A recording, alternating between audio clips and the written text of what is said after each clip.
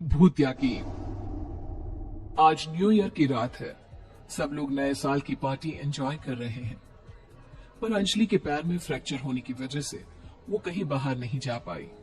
इसी उदास मन के साथ अंजलि सोने जाने ही वाली होती है कि उसके घर की डोरबेल बजती है। रिया, अनीशा, अनुभव, अनुष्का, तुम सब यहाँ? तुम तो घूमने जा रहे थे ना? हाँ, जाने वाले थे, पर अब प्लान में थोड़ा चेंज है। अब तू अपना पैर तोड़कर घर में बैठी है और हम लोग बाहर घूमने जाए? भला ऐसा हो सकता है क्या? इसलिए हम सब तेरे घर ही आ गए। सब साथ मिलकर न्यू ईयर सेलिब्रेट करेंगे यार। सब दोस्त अंजलि के कमरे में जाते हैं और खाने, म्यूजिक और ढेर सारी बातों के साथ पार्टी एंजॉय करने लगते हैं। यार, अब मैं बोर हो गई हूँ और पार्टी भी। क्यों ना पार्टी को थोड़ा इंटरेस्टिंग किया जाए? आउजा गेम खेलते हैं ना? आउजा? आउजा क्या? ये कौन सा गेम है? आउजा बोर्ड। इस गेम के जरिए हम सीधा आत्माओं से कांटेक्ट कर सकते हैं। साउंड्स इंटरेस्टिंग, खेलते हैं। अंजलि भूत, प्रेत, आत्माओं जैसी बातों को थोड़ा बहुत मानती थी, इसलिए जैसे ही सब हाँ बोलते हैं, अंजलि डर कर सबको गेम खेलने से मना कर देती है, पर कोई उसकी बात नहीं मानता। और जैसे ही रिया आउजा बोर्ड निकालती है, अचानक मौसम बदल जाता है। तेज आंधी तूफान के साथ बिजली कड़कने लगती है। यार, तुम लोग मान क्यों नहीं रहे हो? मैं कह रही हूँ ना, मुझे कुछ ठीक नहीं लग रहा। हमें इस तरह से इस गेम को नहीं खेलना चाहिए। यार, मौसम ही तो है, मौसम तो बदलता रहता है। मैं खिड़की बंद कर देता हूँ, शायद उसके बाद तुम्हें डर ना लगे। अविनाश खिड़की बंद कर देता है। अब अंजलि, अविनाश, अनीशा और रिया चारों मिलकर आउजा बोर्ड के चारों तरफ एक एक कैंडल लगाते हैं, जिसके बाद सभी दोस्त अपनी एक एक फिंगर आउजा बोर्ड के कॉइन पर रखते हैं और आत्मा से कांटेक्ट करने की कोशिश करने लगते हैं। क्या यहाँ कोई स्पिरिट है? हम उससे बात करना चाहते हैं। यहाँ जो भी स्पिरिट है वो हमसे बात करना चाहती है क्या? तो बताओ, तुम हमें क्या बताना चाहती हो?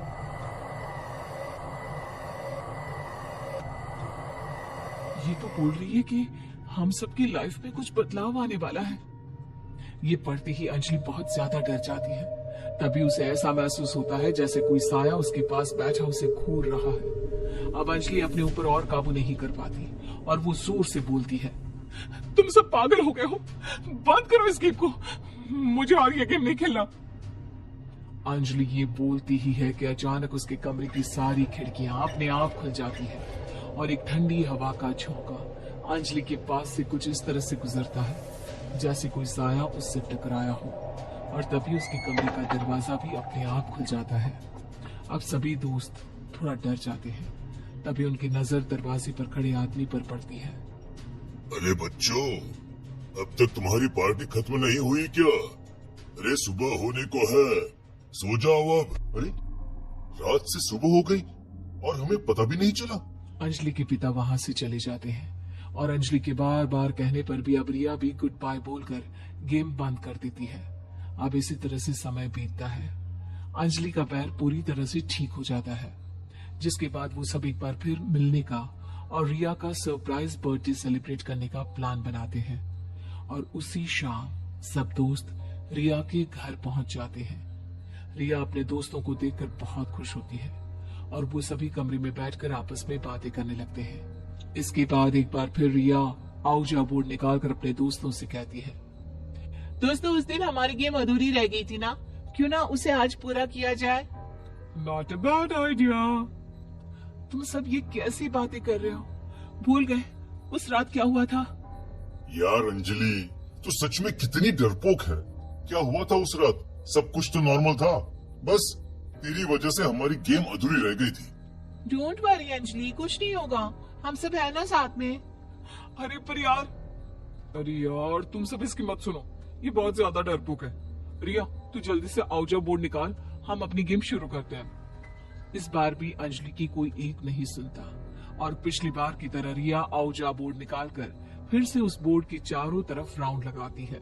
अब सभी दोस्त कमरे की लाइट्स ऑफ कर लेते हैं और एक साथ बैठकर आत्मा से कांटेक्ट करने की कोशिश करने लगते हैं। क्या यहाँ कोई है जो हमसे बात करना चाहता है? तो बताओ, क्या बताना चाहती हो? रिया के ये सवाल करते ही तेज हवाएं चलने लगती है और अचानक कमरे का तापमान गिर जाता है। वहां इतनी ज्यादा ठंड हो जाती है कि उन चारों के दांत कटकटाने लगते हैं। देखते ही देखते वहां रखी सारी मोमबत्तियां भी बुझ जाती हैं, पर निडर रिया गेम को बंद नहीं करती। और कुछ देर बाद अंजलि, अविनाश और रिया देखते हैं कि अनीशा दर्द में चिल्ला रही है। मेरा हाथ छोड़ो, मुझे दर्द हो रहा है। रिया, यहाँ कोई बुरी शक्ति है जिसने मेरे दोनों हाथ कस के पकड़ लिए। मैं इस कॉइन पर से अपना हाथ नहीं हटा पा रही हूँ। अनीशा अनीशा सही बोल रही है रिया।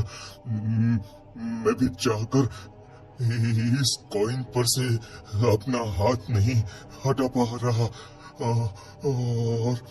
और कमरे का टेम्परेचर इतना ज्यादा ठंडा हो चुका है कि अविनाश अचानक बोलते बोलते चुप हो जाता है। काफी कोशिश करने पर भी वो नहीं बोल पाता। तभी अंजलि की नजर रिया के पास पड़ती है, जहां उसे एक साया बैठा उसे ही घूर रहा है, ऐसा महसूस होता है। तुम्हारे साथ कौन बैठा है रिया? रिया अपने साइड में देखती है पर उसे कोई नजर नहीं आता।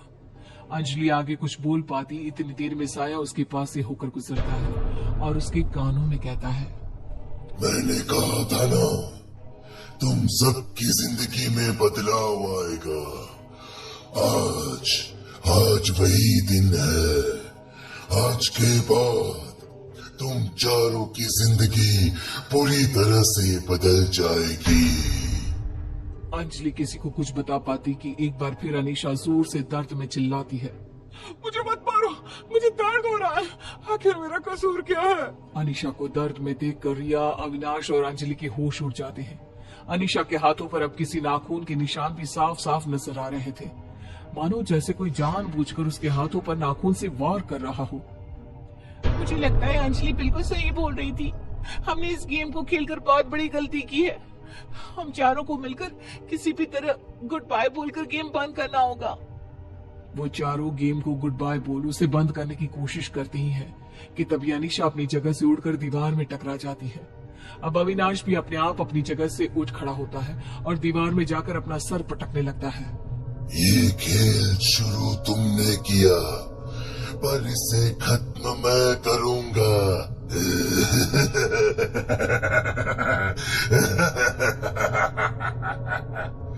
और जब तक मेरी गेम पूरी नहीं हो जाती, तब तक तुम में से कोई ना तो गुड बाय बोलेगा और ना ही यहाँ से कहीं जाएगा, समझे? डर से सबकी आंखें फटी रह जाती हैं। सब अपने आप को बचाने के लिए कोई ना कोई तरकीब अपनाने लगते हैं, लेकिन कुछ भी उनके काम नहीं आता। तभी अंजलि हनुमान चालीसा पढ़ना शुरू करती है। जय हनुमान ज्ञान गुण सागर, जय कपीसति लोक उजागर। अंजलि की हनुमान चालीसा पढ़ना शुरू करती ही कमरे का माहौल बदलने लगता है। अब चीजें हवा में उड़ने लगती है। अनीशा और तेज चिल्लाने लगती है। अविनाश पहले से दुगनी तेजी से अपना सर फोड़ने लगता है, पर अंजलि नहीं रुकती। जिसके कुछ देर बाद वहां अचानक एक पल की शांति हो जाती है। जल्दी गुड बाय बोलो। रिया के कहते ही सब आउजा बोर्ड के पास आकर बिना एक पल की देरी किए गुड बाय बोल देते हैं। तब बेहोश होकर वहीं गिर जाते हैं। अब अंजलि को होश आता है तो उसके सामने उसके पापा बैठे थे। अंजलि बेटा तुम ठीक तो हो ना? आखिर तुम लोगों ने ये क्या कर दिया? क्या हुआ पापा? और मैं यहाँ? बच्चा, अनीशा अब हमारे साथ नहीं रही। अविनाश की दिमागी हालत इतनी खराब हो गई है कि डॉक्टर ने बोला है वो कभी ठीक नहीं हो सकता। रिया कहाँ है किसी को कुछ नहीं पता, और तुम भी आज 2 दिन के बाद होश में आई हो। अपने पिता की ये बातें सुन अंजलि के होश उड़ जाते हैं। वो रोते हुए अपने पापा को गले से लगा लेती है। पर उस रात हुआ क्या था जिससे इन सब दोस्तों की जिंदगी इतनी बदल गई? किसी को कुछ पता नहीं चला।